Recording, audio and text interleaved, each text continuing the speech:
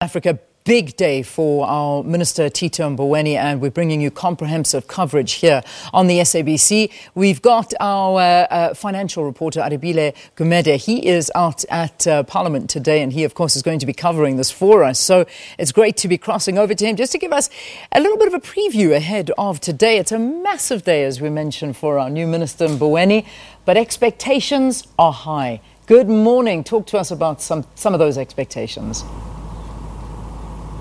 Good morning, Leanne. Well, the weather is beginning to warm up out here in Cape Town, and you can believe me that the temperature inside Parliament at around 2 o'clock this afternoon will heat up even more as we begin to find that the pressure on Tito Mboweni to perhaps work the fiscus in a manner that will help grow South Africa, everything from unemployment to reducing our debt levels and ensuring that our spending is coming into its rightful place, will be very, very key. It was about a year ago now where the picture was painted by then Finance Minister Malusi Gigaba that we will be all right. I think a year later, all of us can assume and tell that it certainly isn't the case. The difficulty, however, is how exactly do we frame the medium-term framework over the next 3 years and detail a plan that will help South Africa to grow beyond the measly amounts of around 1%, which is expected to be the mark for this year, if not less than that.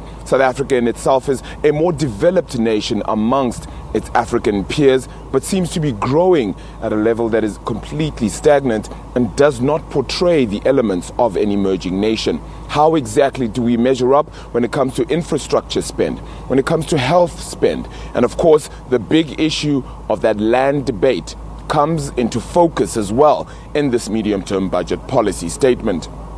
Let's not forget that the President Cyril Ramaphosa, just last month introduced that stimulus plan in order to help grow South Africa beyond its current growth projections.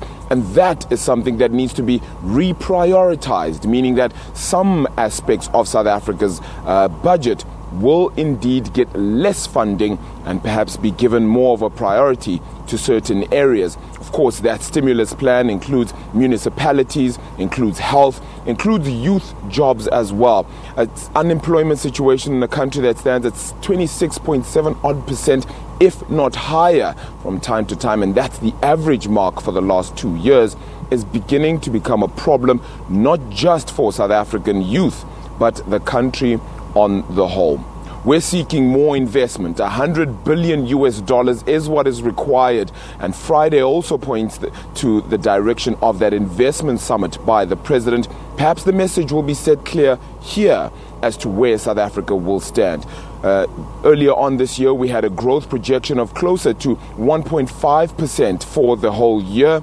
And we're certainly going to see a reprojection and a reprioritization and perhaps a restatement of that amount, way less than 1%. It is beginning to heat up, as I said, Leanne, and we'll certainly find out soon enough what that midterm budget policy statement holds.